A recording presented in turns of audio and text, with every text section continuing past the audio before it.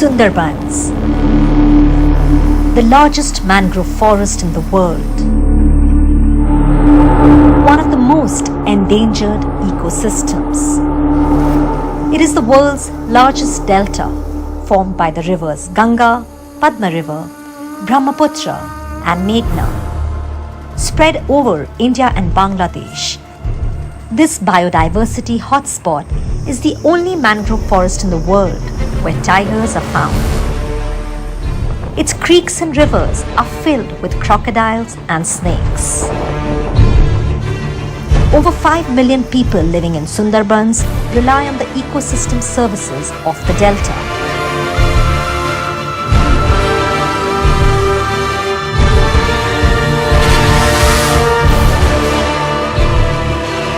The UNESCO World Heritage Site Sundarbans is living a climate crisis.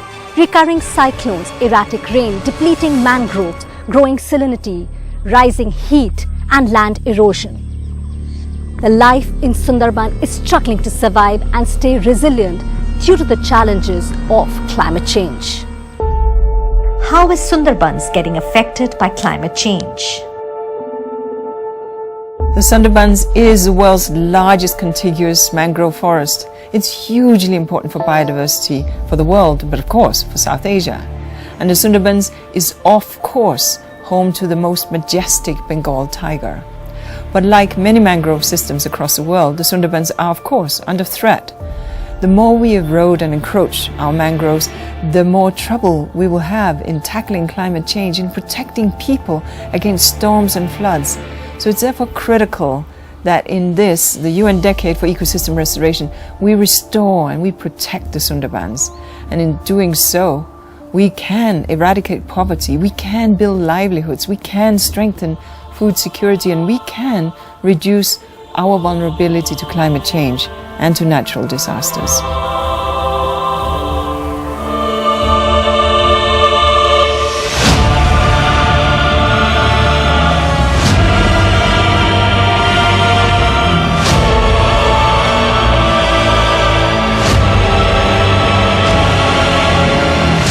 Sundarban is facing 2 or 3 onslaughts due to climate change.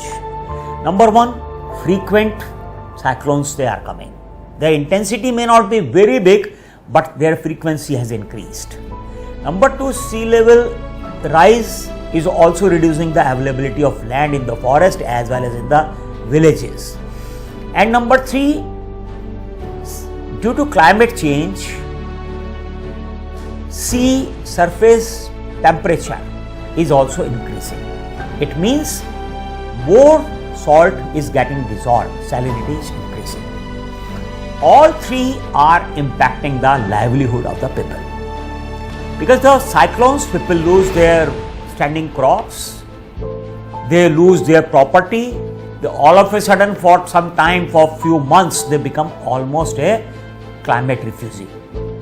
So again they have to start again. Then when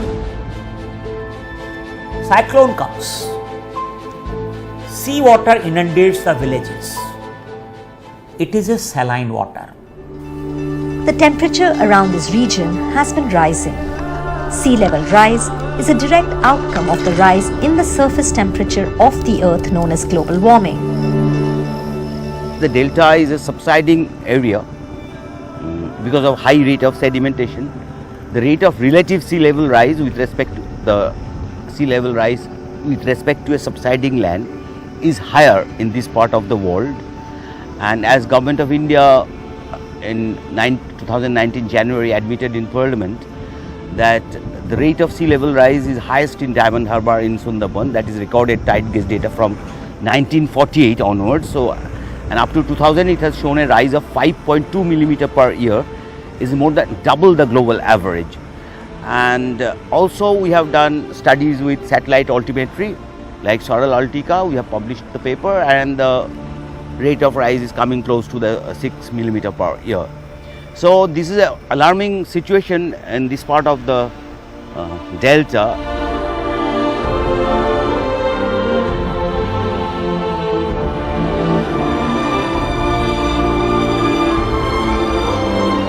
Increase in sea level, that is a global phenomena, and certainly it has impacted Sundarban because it's at sea level.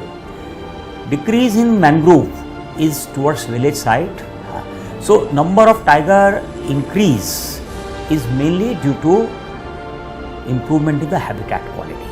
But if you see overall impact of climate change on Sundarban, it's very extreme because of many factors. Number one, entire Sundarban is at sea level. So whatever sea level rise is there, it will submerge the islands for more time in high tides.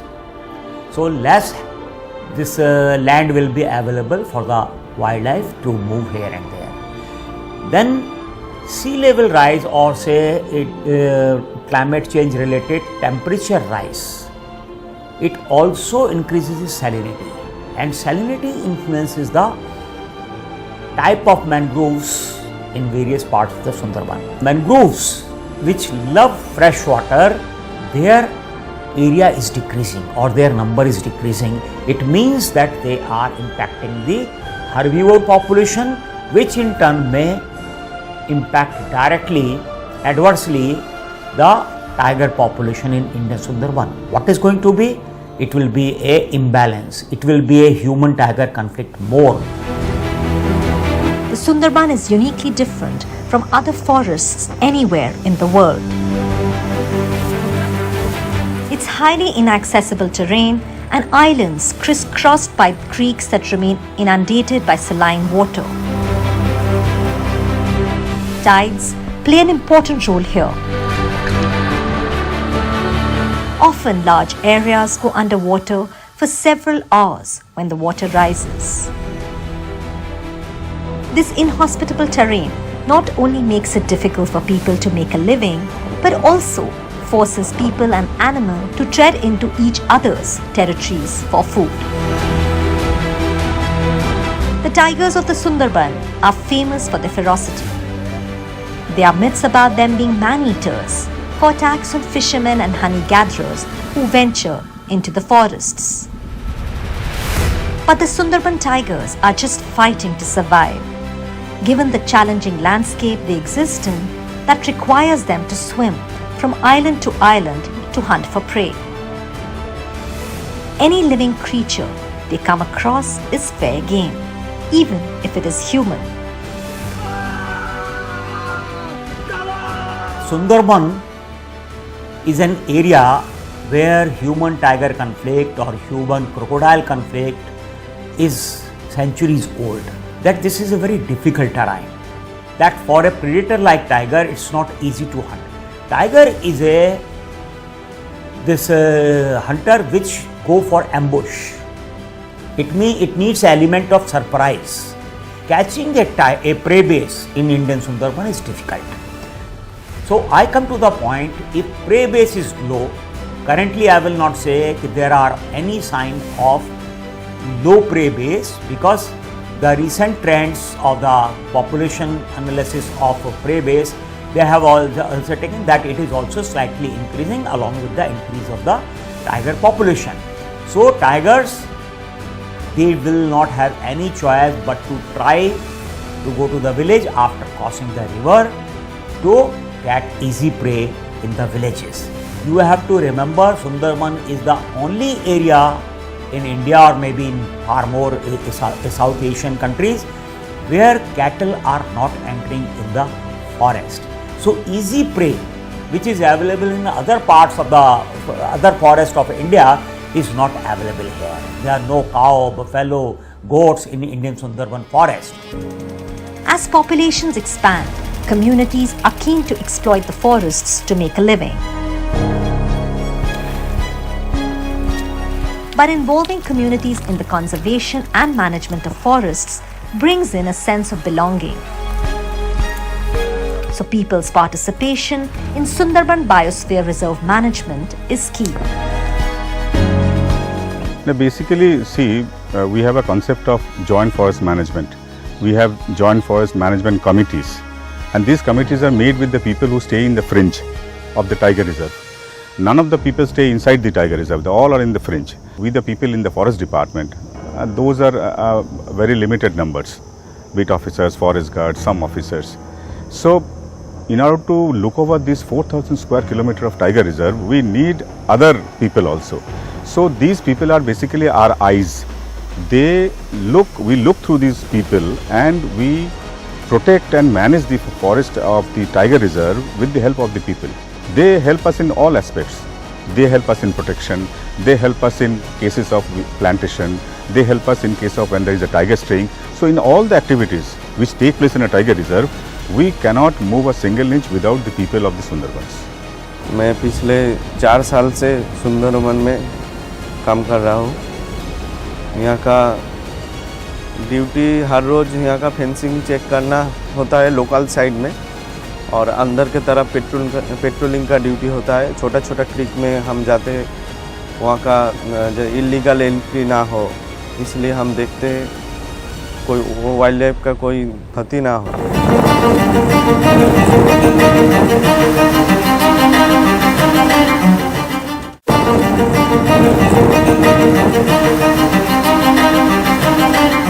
The human population in Sundarbans is heavily dependent on biodiversity resources for their livelihood.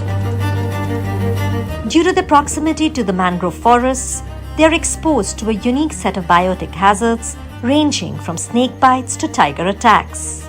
SHARE is working jointly with the Forest Department on a crucial aspect of forest management, mitigating man-animal conflict. To do fishing in Sundarbans, we are giving away portable LPG cylinders that are fitted with ovens, and also we are giving them a sort of a bracket which will hold the cylinder when it is being used on the boat, because the boat keeps moving when in water. So there are chances of the entire thing getting toppled over. So we are giving a bracket which is a customized bracket which will hold the LPG, and with these LPG cylinders, when they use the cylinders, they won't require to get down to the forest to get the firewoods. Human-animal conflict is one challenge.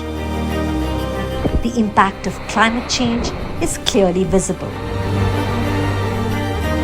With rising sea levels, islands are disappearing. In fact, in the last 3 decades, thousands of people have had to relocate because small islands and villages slowly disappeared due to coastal erosion and inundations. Around 250 square kilometer land has been lost by 1970 to 2020. This 50 years period, and in the last 20 years we have lost 110 square kilometer of mangrove island. So initially we had an opinion, if we have mangroves then the islands will be able to sustain themselves, but even in those islands, the tiger habitat, we have lost 110 square kilometer in 20 years. You can imagine the rate of land loss. And even in the habitation area, human habitation area, like Shagor, like Ghoramara, like Moshuni, or like G-plot, we are losing land continuously, and people are getting homeless, displaced, forced migrant, as you call them, climate refugees. And these numbers go up at the time of cyclones like Amphan or Yas. The communities living on the edge of the forest are struggling to survive. In some parts of the region, the sea is already advancing about 200 yards a year. The island's inhabitants have seen their houses and livelihoods destroyed. Cyclone Aila shook the foundation of Ganga's home. Then Cyclone Amphan totally ruined it. But Ganga was fortunate that she could build another house, that too with the help of the government funds as well as earnings from her son. But everybody is not as fortunate as Ganga. Today Ganga and her family have a proper house to secure themselves.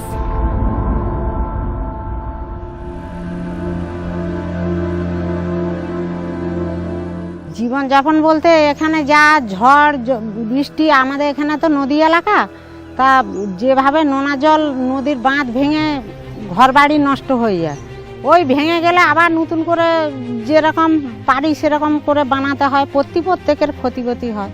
আর আমফানে এখানে ঘর বাড়ি নষ্ট হয়ে গেছিল। Another major challenge, while cyclones have been common in the Bay of Bengal for centuries, but they are now getting more severe because the sea surface is warmer, leading to more evaporation and stronger winds. The Bay of Bengal experiences 7% of the major cyclones of the world. Over the last 120 years, there has been a 26% increase in the number of very severe cyclonic storms over the northern Bay of Bengal. There is an increase in the number of cyclones across the globe in the oceans. And yes, the Indian seas also, they are the very active basins for these cyclonic storms. Over the last these many years which you talked about, yes, there has been increase in the number of storms, and as such Bay of Bengal is a favorite for these storms, much more than what we have in the Arabian Sea side. In the last since 1970, there have been 7 occasions when the Bay of Bengal has hosted 5 storms or more. Sundarbans has a high water table. In fact, water is everywhere, but it's mostly saline. Fresh water is a big challenge in the delta. These people living here, around 5 million people in these 19 administrative blocks of Sundarbans, they don't have fresh water in the river. They don't have fresh water in the subsurface. So think of a plight of a community, not only the mangroves, but the people are also becoming victims of salinity. But mangroves, particularly as you discussed about Sundari, it is a freshwater loving mangroves. It thrives in the 8 ppt salinity, and you can see them flourishing in Bangladesh.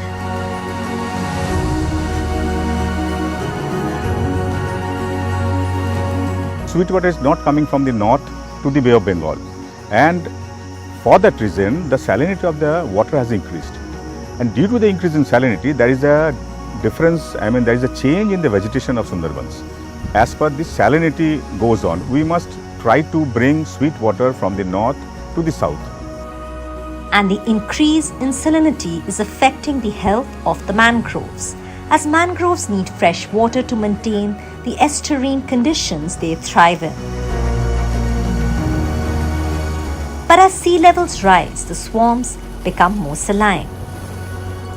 The Sundarbans mangroves are experiencing a slow decline in terms of both area and key health indicators.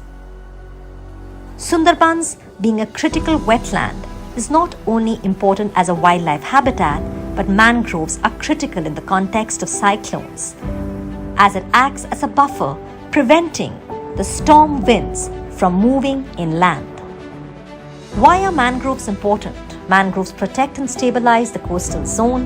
They nourish the coastal waters with nutrients, yield commercial forest products. As an essential nursery for many fish species, the mangroves support coastal fisheries. Mangroves also recharge underground water table by collecting rainwater, extracting high medicinal value. Mangroves possess the ability to control coastal water quality. Mangroves are ideal nesting grounds for many water birds. The local women here in Sundarbans know the importance of mangroves, so they've taken the initiative to protect, restore and regenerate these mangroves.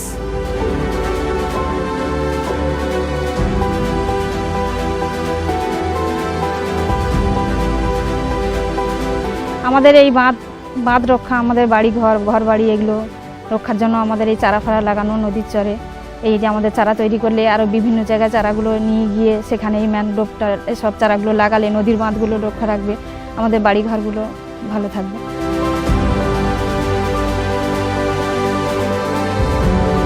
With the changing climate, sea level rise, storm surge intensification and water salinization is altering the Sundarbans ecosystem significantly. The ripple effect of these changes is impacting the nature-dependent livelihoods, health and nutrition of the communities. Next week, we bring to you another episode from Sundarbans about how the people who rely on the ecosystem of the delta are being impacted in their daily life.